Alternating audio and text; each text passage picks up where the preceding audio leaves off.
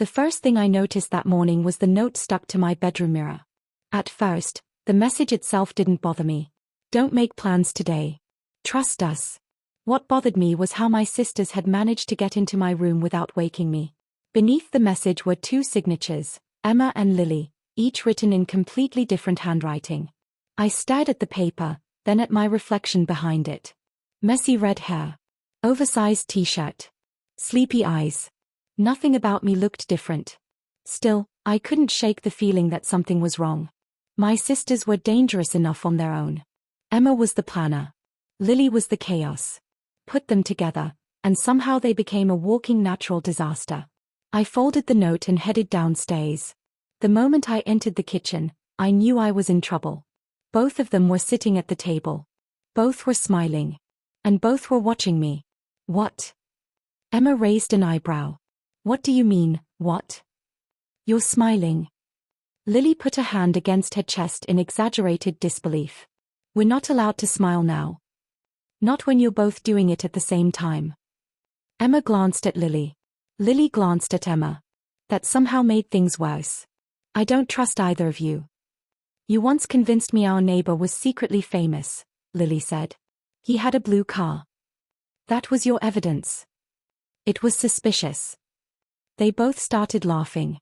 I should have turned around and walked straight back upstairs. Instead, I sat down.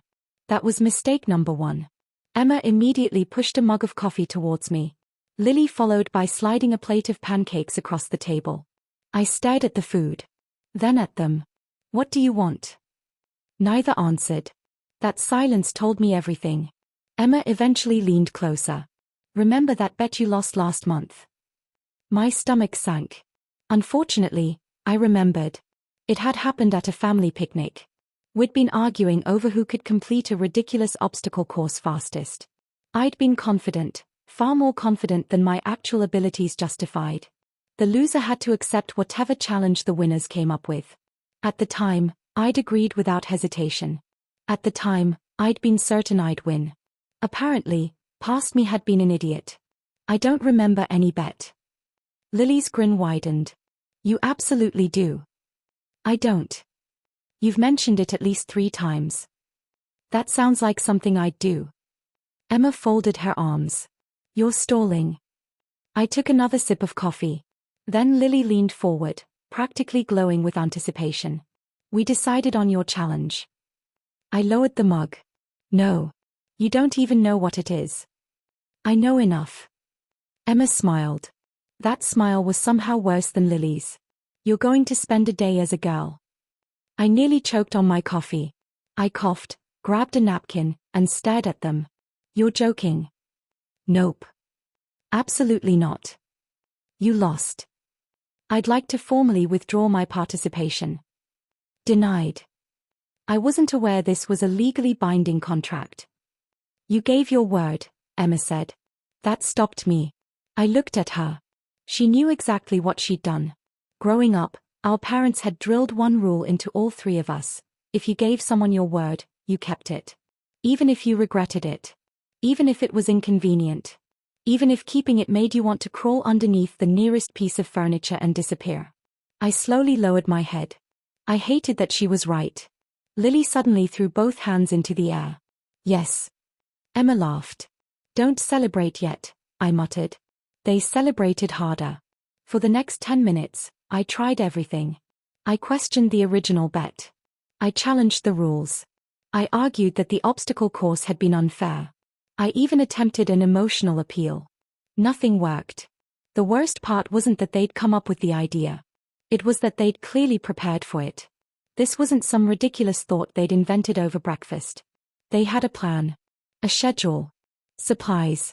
Possibly even a backup plan. My sisters hadn't planned a prank. They'd planned a production.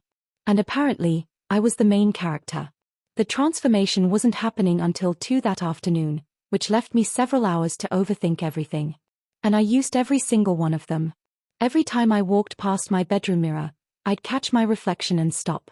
Same red hair. Same face.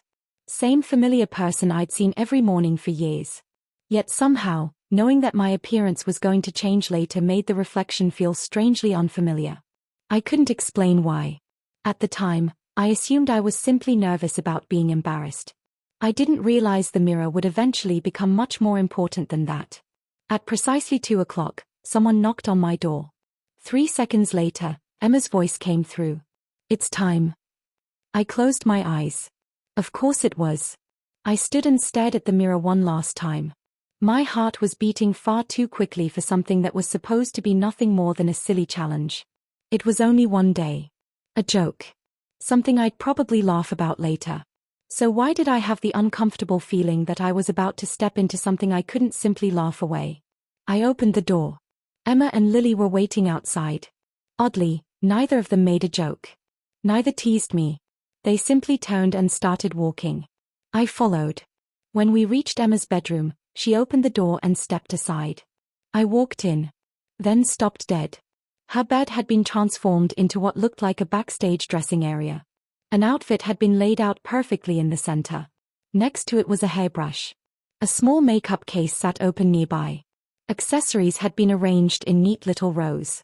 And at the foot of the bed sat a pair of shoes, positioned so precisely that they looked like they'd been placed there for a photograph. I stared. "You planned all of this?" Emma looked almost proud. "We may have put some thought into it." "Some." Lily shrugged. "Okay. A lot." I slowly turned towards them. "How long have you been planning this?" They exchanged another glance. I immediately regretted asking. "Long enough," Emma said. I shook my head. For the first time since they'd announced the challenge, I wasn't embarrassed. I was impressed. They had genuinely put effort into this. Nothing looked random. Nothing seemed designed solely to make me ridiculous. Even the outfit was surprisingly tasteful. That made the whole thing much more intimidating. If they'd chosen something absurd, I could have laughed. I could have dismissed the entire experience as a joke. But this looked almost normal. And somehow, normal was harder to hide behind. Lily caught me staring at the outfit. "You're doing it again." "Doing what?" "Imagining every possible disaster." "I like being prepared." Emma snorted. "You specialize in catastrophizing." "Someone has to." "Relax." I gave her a look. "Easy for you to say. You're not the one who's about to be transformed. That's why I'm enjoying this. At least you're honest." I stood there for another few seconds, searching for some final excuse. There wasn't one. I'd made the bet. I'd given my word. And, unfortunately, my sisters had remembered. I exhaled slowly. "Fine." Their reactions were immediate. Lily practically bounced off the floor. Emma's face lit up with satisfaction. I couldn't help laughing despite myself. Maybe this wouldn't be as terrible as I'd imagined. Or maybe I was making a spectacular mistake. Either way, there was no turning back now. The challenge had officially begun. The next hour passed in a strange mixture of laughter, instructions, and endless little corrections. What had started as a joke was being treated with almost ridiculous seriousness. Every movement mattered. Every decision seemed to have a purpose. At first, I felt completely absurd. I couldn't stop thinking about everything I was doing. The way I stood. The way I moved. Where my eyes went. Even the smallest gesture suddenly felt noticeable. The mirror across the room didn't help. Every now and then, I caught my reflection in it. At first, the changes were barely noticeable, small adjustments here and there, nothing dramatic. But as those little differences began adding up, the person staring back at me started to feel strangely unfamiliar. I found myself looking twice.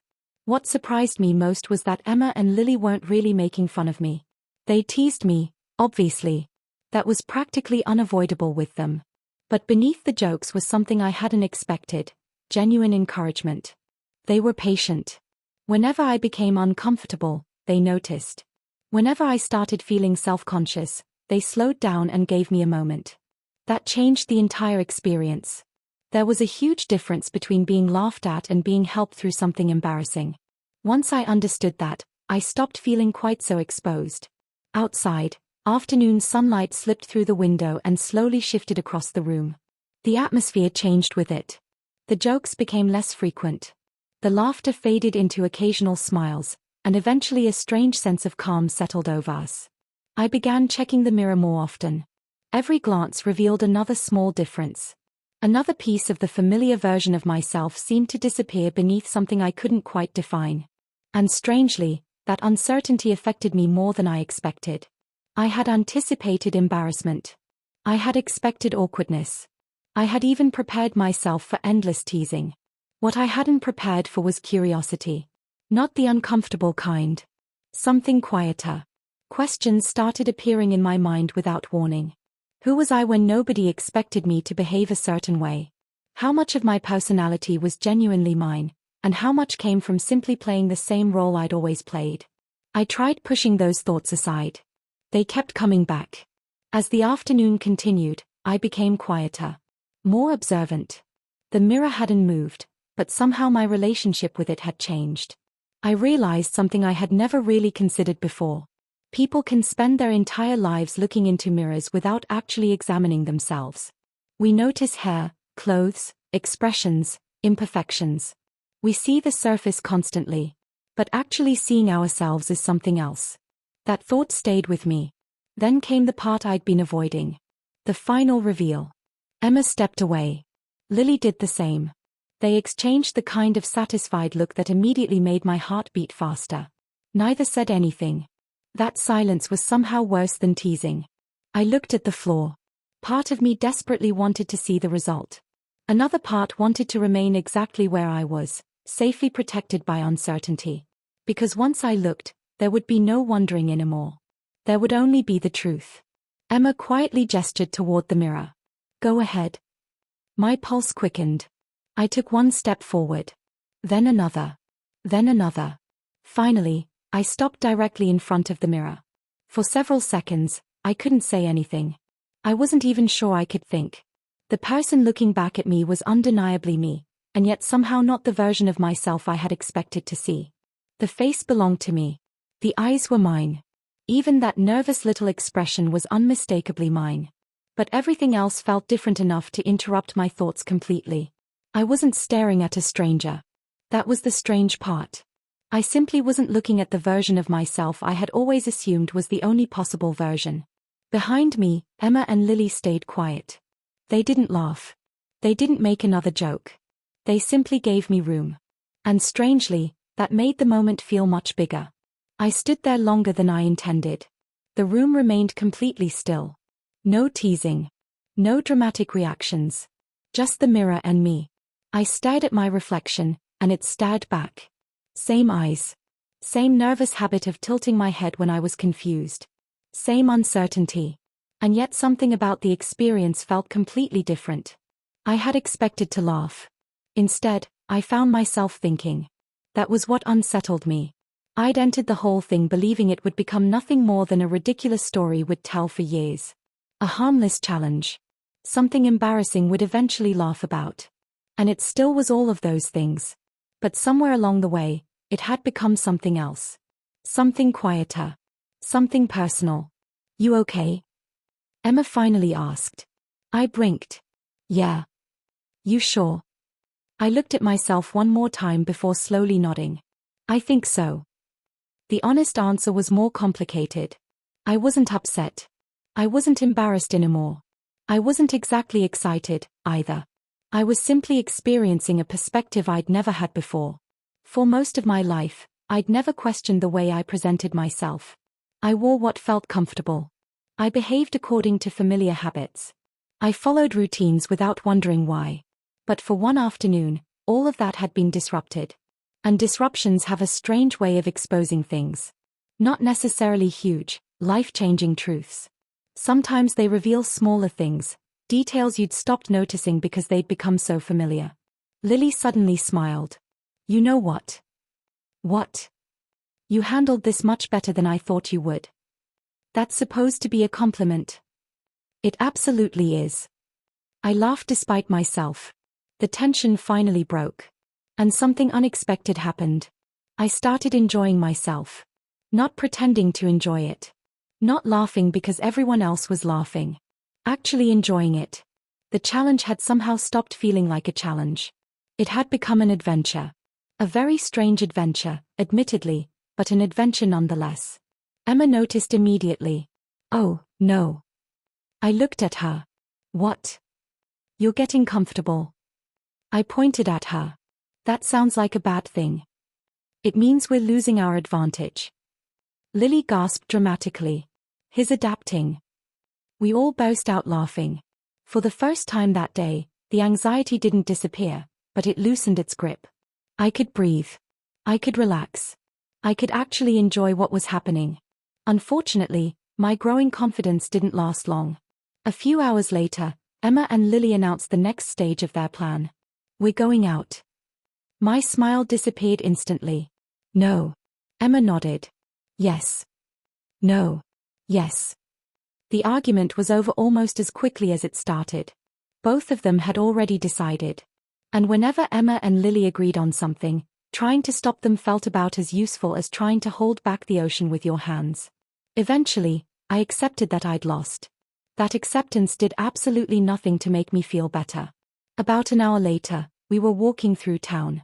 Or, more accurately, I was desperately attempting to walk like a normal person while being convinced that every stranger around me was watching. Logically, I knew that wasn't true. People had their own lives. Their own conversations. Their own problems. Most probably hadn't even noticed me. But anxiety doesn't care much about logic. It creates its own stories. They are staring. They noticed. They are judging you. With every step, those thoughts became louder. I became aware of everything around me, the people passing by, the cars, random glances, movements that probably meant absolutely nothing. At one point, I seriously considered suggesting that we turn around. Then reality finally interrupted my imagination. Nothing happened. Nobody stopped. Nobody stared dramatically. Nobody reacted in the way my anxious mind had predicted. People simply continued with their day. Cars moved through the streets. Friends talked. Families walked together. The world carried on as though nothing unusual had happened. The universe, it turned out, was completely indifferent to my fears. And that realization hit me harder than expected. I'd spent so much energy worrying about judgments that mostly existed inside my own head. The fear had been real. The judgment wasn't. An elderly woman passed us and smiled. A shopkeeper recognized Emma and waved. Nearby, a child dropped his ice cream and immediately treated that disaster as the most important event in existence. Life continued. Ordinary. Unconcerned. Almost beautifully ordinary. By the time we reached a small cafe, I noticed my shoulders had relaxed. The pressure in my chest was gone. Even breathing felt easier. I took a seat near the window while Emma and Lily ordered drinks. Outside, people moved through the warm afternoon light. Inside, conversations blended into a soft background murmur. For the first time that day, I felt genuinely calm. Not because I'd figured everything out. Not because some mysterious personal revelation had suddenly solved my life. I was calm because I'd finally stopped fighting the experience. The mirror had shown me a different version of my reflection. The outside world had shown me something even more important. Most fears grow when we hide from them. They often become smaller once we face them. Sitting there and watching sunlight stretch across the cafe floor, I realized that the hardest part of the day hadn't been changing how I looked. It had been confronting the assumptions I'd carried for years. And apparently, the day wasn't finished teaching me yet. The cafe should have been the easy part. We'd survived the walk through town. I'd survived the fear of being noticed. By every reasonable expectation, the difficult part should have been over. Instead, it was only getting started. Emma and Lily were talking about completely ordinary things. Movies, weekend plans, a concert one of their friends wanted to attend. Their conversation gradually pulled me out of my own thoughts. For the first time since morning, I wasn't thinking about my appearance. I wasn't checking reflections. I wasn't wondering who might be watching. I was simply there. Just existing. And somehow, that felt amazing. Then someone called Emma and Lily's names. All three of us turned. A group of their friends had just entered the cafe. My stomach dropped. Of course. Naturally, this would happen. Apparently, the universe had decided my confidence needed another test. Emma looked surprised. Lily looked equally surprised. That was actually reassuring because it meant this wasn't part of their plan. Their friends walked toward us, laughing and chatting, completely unaware of the panic happening inside my head. I considered every possible escape. None of them were realistic. I couldn't disappear. I couldn't hide beneath the table. And unfortunately, I couldn't become invisible. One of the girls noticed me. She looked at me. Then at Emma. Then back at me. I prepared myself for disaster. Instead, she smiled. "Who's your friend?" That was it. A completely normal question. Simple. Harmless. And somehow, it caught me completely off guard. Emma and Lily exchanged a glance. I knew that look. It was the look they made when they were trying very hard not to laugh. Which meant, obviously, they were about to make everything worse. Actually, Lily started. I immediately pointed at her. "Don't." That only made everyone more curious.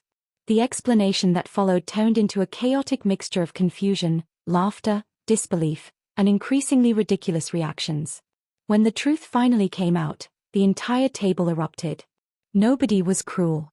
Nobody was trying to humiliate me.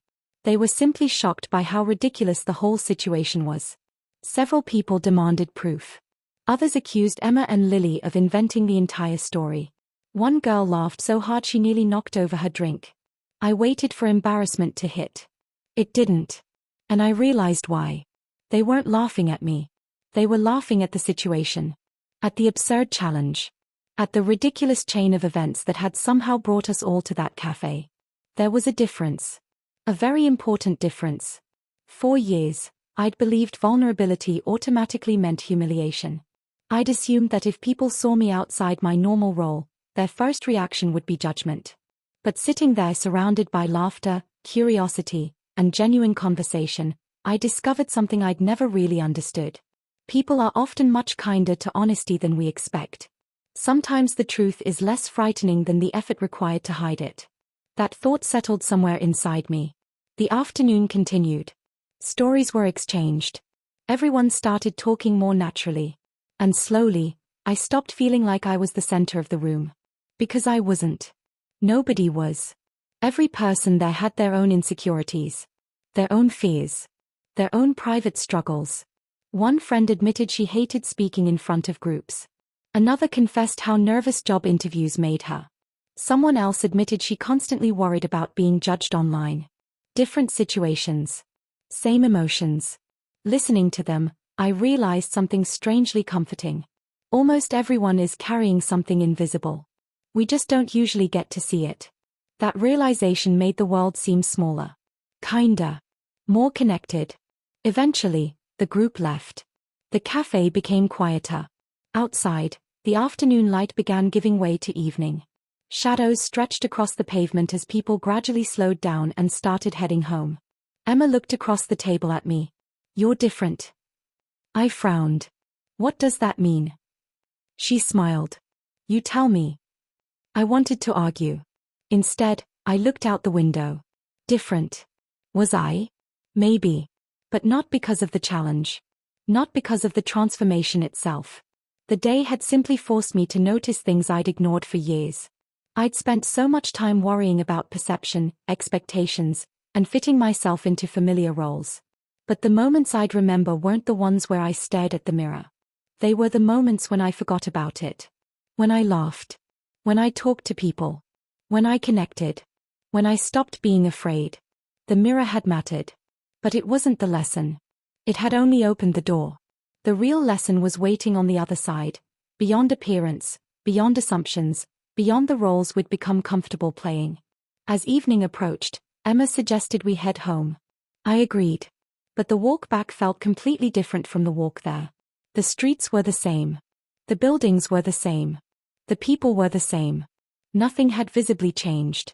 And yet something had. Not dramatically. Not permanently. Just enough for me to notice. Enough for me to understand something I hadn't understood that morning. As we walked beneath the fading golden light, I caught my reflection in a shop window. Earlier, that would have made me anxious. This time, I simply smiled. For the first time all day, my reflection didn't feel like a question. It felt like an answer. Not an answer about who I was. Not an answer about becoming someone else. An answer about acceptance. I'd learned that stepping outside your comfort zone doesn't make you less of yourself. If anything, Sometimes it reveals more of you. I thought the day was finally coming to an end. I was wrong. Because the final conversation waiting at home would change the meaning of everything that had happened. The drive home was quieter than the rest of the day. Not awkward. Not uncomfortable. Just thoughtful. It was the kind of silence that follows an experience you already know you'll remember years later. Outside the windows, sunset painted the city in gold and amber. Buildings glowed beneath the fading light while long shadows stretched across the streets. Maybe the city looked different. Or maybe I did. I sat in the back seat staring through the window while Emma drove and Lily scrolled through photographs on her phone. Every few minutes, Lily would laugh. Then she'd notice me looking and immediately stop. A moment later, she'd start laughing again. Eventually, I gave up. What? Lily grinned. Nothing. That definitely means something. She turned the phone toward me. A collection of pictures from the day filled the screen. Some were ridiculous. Some were completely ordinary. A few captured moments I didn't even remember happening. One showed me laughing at the cafe. Another showed the three of us walking through town. Then I saw one photograph that made me stop. It had been taken earlier, while I was standing in front of the mirror. But I wasn't really looking at my appearance. I was looking at myself. There was a difference. One was about what I saw. The other was about what I was thinking. The person in the photograph looked strangely thoughtful. Almost emotional. For several seconds, I couldn't look away. That's a weird picture, I said quietly. Emma glanced at me through the rearview mirror. That's my favorite one. Why? Neither sister answered immediately. Finally, Emma spoke. Because that's when you stopped fighting the experience. Her words stayed with me.